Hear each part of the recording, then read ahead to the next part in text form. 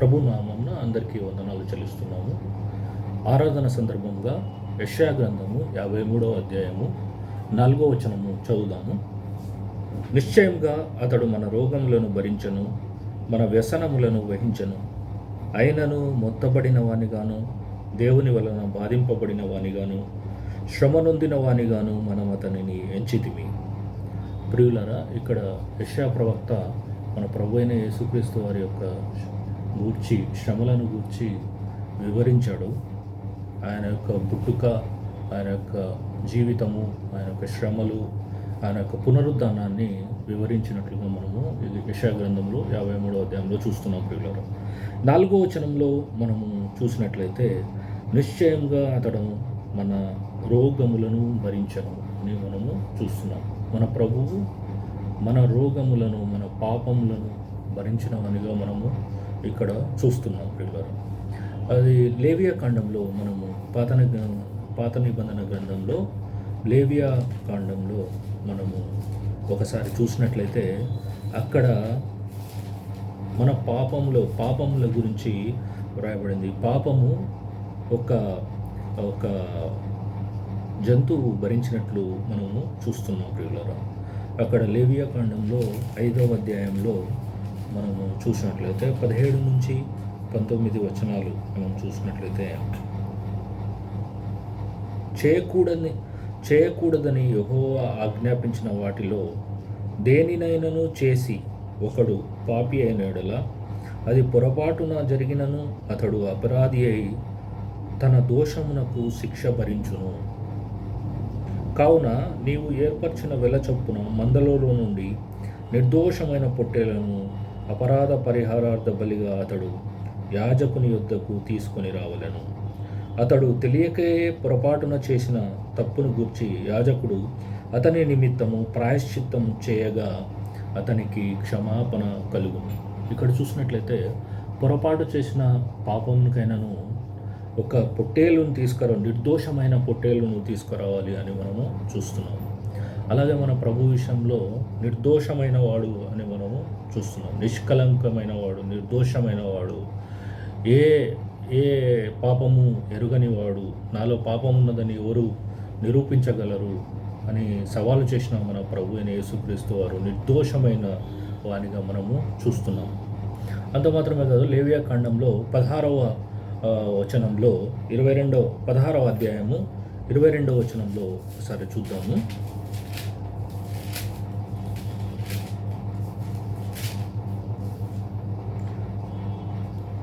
లేవియా కాండము 16వ అధ్యాయము 22వ వచనంలో, ఆ మేక వారి దోషములన్నిటినీ ఎడారి దేశమునకు భరించి పోవును. అలాగూ మనం చూసినట్లయితే ఈ యొక్క విధి, ఎవరైతే పాపం చేస్తారో, ఇశ్రాయేలీయులలో ఎవరైతే పాపం చేస్తారో ఆ పాపముల విషయమై ఈ యొక్క మేకపిల్ల ఆ దోషములన్నీ భరించి తర్వాత మనం చూసినట్లయితే అతడు అరణ్యములో ఆ మేకను విడిచిపెట్టవలెను. ఆ యొక్క పాపములు, ఇశ్రాయేలు వాళ్ళు చేసిన పాపముల విషయమై ఆ యొక్క మేకపిల్ల భరించి అరణ్యంలో కొనుగోలు ఎడారిలో అలా విడిచిపెట్టవలెను అని మనం చూస్తున్నాము. ఇలా మన ప్రభు అయిన యేసుక్రీస్తు వారు కూడా ఈ కొత్త నిబంధనలలో వచ్చినప్పుడు లోక పాపములు మోసుకొని పోవు దేవుని గొర్రెపిల్లల ఈ లోకానికి వచ్చాడు. యోహాను సువార్తలో అది మనము చూస్తాము.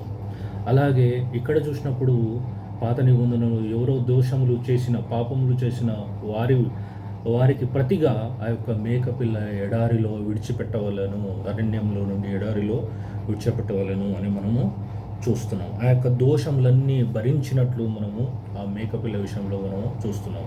అలాగే మన ప్రభువు కూడా ఈ లోకంలో ఉన్నప్పుడు లోక పాపములు మోసుకొని పోవు దేవుని గొర్రెపిల్లగా ఈ లోకానికి వచ్చినట్లు యోహాను భక్తుడు వెలుగెత్తి చెప్పినట్లుగా మనము చూస్తున్నాం. ప్రియులారా, అలాగే మనము చూసినప్పుడు హెబ్రీయులకు రాసిన పత్రికలో మనము ఒక మాట చూద్దాము.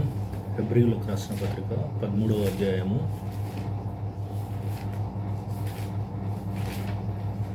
12వ అధ్యాయము 12వ వచనంలో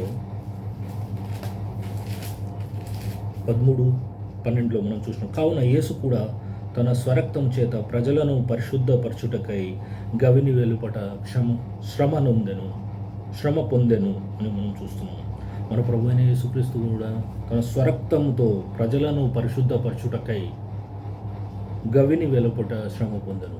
అలాగూ మనం పాత నిబంధనలు చూసినప్పుడు ఆ యొక్క అరణ్యంలో కొనిపోబడిన మేకపిల్లను మనం చూస్తున్నాము. తర్వాత అడవిలో విడిచిపెట్టవాళ్ళను అని మనము చూస్తున్నాం ప్రియులారా. అలాగే మన ప్రభు అయిన యేసుక్రీస్తు కూడా మనలను పరిశుద్ధపరచుటకై గవిని వెలుపట శ్రమ పొందెను అని మనము హెబ్రీయులు రాసిన పత్రికలో మనము చూస్తున్నాము. అంత మాత్రమే కాదు, ఆయన దేవుని వలన బాధింపబడిన వాడుగా మనము చూస్తున్నాము. తర్వాత లూకాసు వార్తలో మనము చూసినట్లయితే లూకాసు వార్త 22వ అధ్యాయము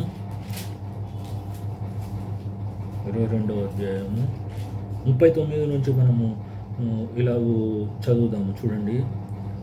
తర్వాత ఆయన బయలుదేరి తన వాడుక చొప్పున ఒలీవల కొండలకు వెళ్ళగా శిష్యులు ఆయన వెంట వెళ్ళిరి. ఆ చోట చేరి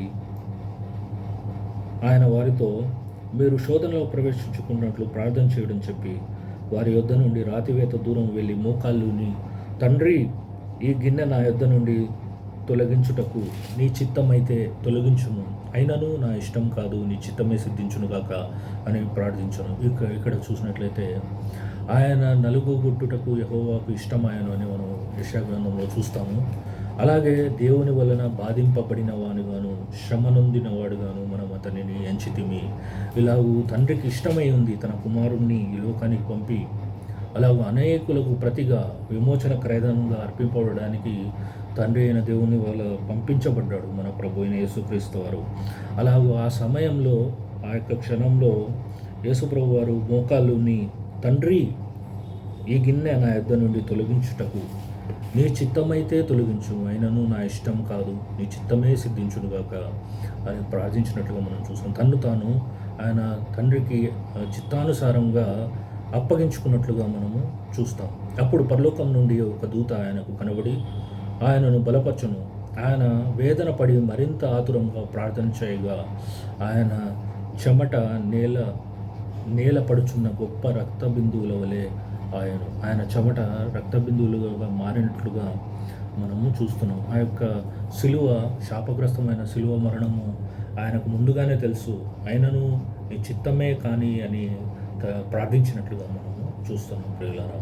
ఆ యొక్క ఆయన చెమట రక్త బిందువులుగా మారినట్లు మనము ఇక్కడ ఎంత వేదన సహించాడు, ఆయన భరించాడు, వహించాడు, సహించాడు. ఇవన్నీ మన నిమిత్తము, మనలను రక్షించుటకు ఇవన్నీ ఆయన శ్రమ పొందినట్లుగా మనము లేఖనంలో చూస్తున్నాము.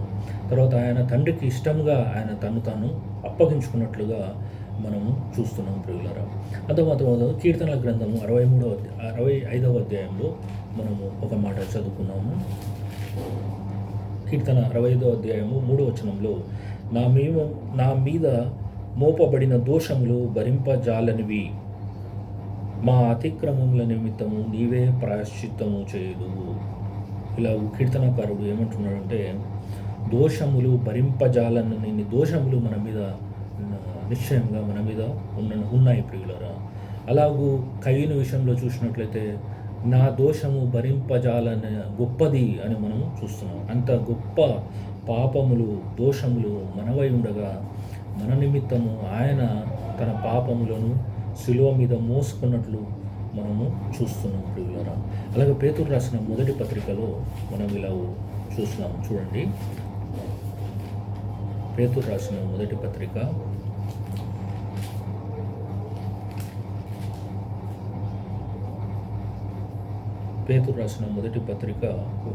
1వ అధ్యాయము 18-19 వచనాలు.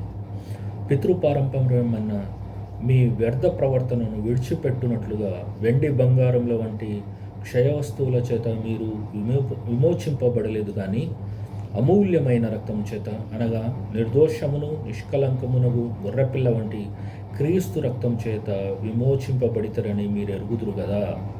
ఇక్కడ పేతురు రాసిన పత్రికలో మనము అమూల్యమైన రక్తము చేత, అనగా నిర్దోషమైనది, నిష్కలంకమైనది గొర్రెపిల్ల వంటి క్రీస్తు రక్తము చేత మనము విమోచింపబడ్డాము అని పేతురు పత్రికలో మనము చూస్తున్నాము. అంత మాత్రమే కాదు, 1వ అధ్యాయము, అలాగే పేతురు రాసిన మొదటి పత్రికలోనే 2వ అధ్యాయము 24వ వచనంలో మనము ఇలా చూస్తాము. మనము పాపముల విషయమై చనిపోయి నీతి విషయమై జీవించినట్లు ఆయన తానే తన శరీరమందు మన పాపములను మ్రాను మీద మోసుకొనెను అని మనం చూస్తున్నాం. మనము పాపముల విషయమై చనిపోయి నీతి విషయమై జీవించినట్లు ఆయన మన పాపములను మాను మీద మోసుకొనెను అనగా మన పాపములు భరించినట్లుగా మనము చూస్తున్నాం. ప్రియులారా, మన పాపములు మాను మీద మోసుకొనెను. భరించలేనన్ని పాపములను మనల్ని విమోచించుటకై ఆయన తన మ్రాను మీద మోసుకొని భరించినట్లుగా మనము చూస్తున్నాం. ప్రియులారా, హెబ్రీయులకు రాసిన పత్రికలో 12వ అధ్యాయంలో ఒక మాట చదువుకున్నాము. హెబ్రీయులకు రాసిన పత్రిక 12వ అధ్యాయము 2వ వచనంలో మనము ఇలాగ చూస్తాము.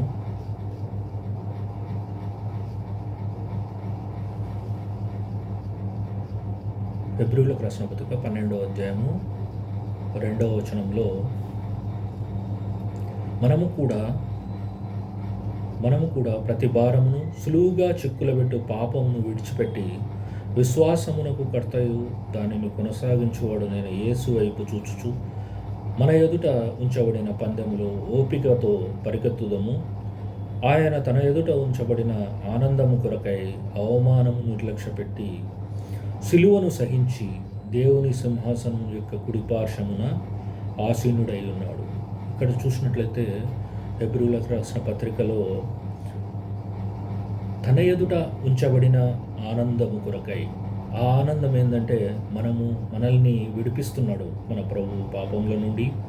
ఆయన భరించి మనల్ని విడుదల చేస్తున్నాడు. ఆ యొక్క ఆనందమును కోసమని అవమానమును నిర్లక్ష్యపెట్టి ఆయన యొక్క అవమానమును నిర్లక్ష్యపెట్టాడు. తర్వాత సిలువను సహించాడు, మన కోసం సిలువను సహించాడు. దేవుని సింహాసనము యొక్క కుడిపార్శ్వమున ఆసీనుడై ఉన్నాడు. అలాగైతే మన ప్రభువు ఈ లోకంలో ఉండి మనల్ని విడిపించాడు. ఆయన మన కోసం ప్రాణం పెట్టాడు, సమాధిలో ఉన్నాడు, తిరిగి లేచాడు. తండ్రి కుడిపార్శ్వమున మన కోసం విజ్ఞాపన చేస్తున్నాడు ప్రియులారా.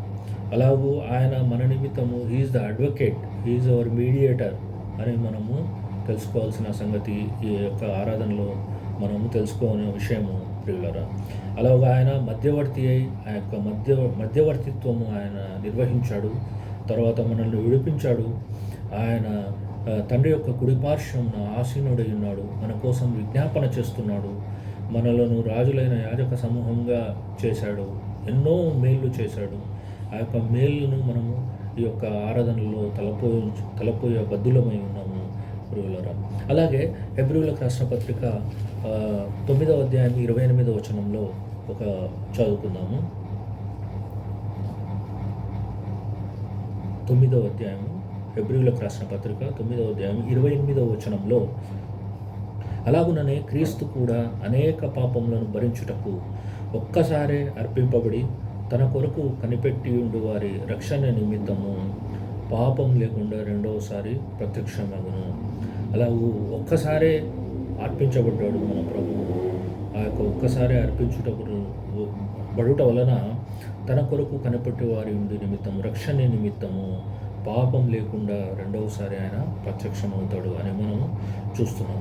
అలాగే మనం పాత నిబంధనలు చూస్తే బలులు అనేక సార్లు అర్పించినట్లుగా మనము చూస్తున్నాం. ప్రతిసారి పాపం చేస్తున్నారు, తర్వాత బలి అర్పిస్తున్నాడు. కానీ మన ప్రభు అయితే ఒక్కసారే అర్పించడం ద్వారా మనల్ని విడిపించినట్లుగా మనము చూస్తున్నాం ప్రియులారా. తర్వాత తన స్వరక్తంతో ఆయన బలి అర్పించినట్లుగా మనము చూస్తున్నాం.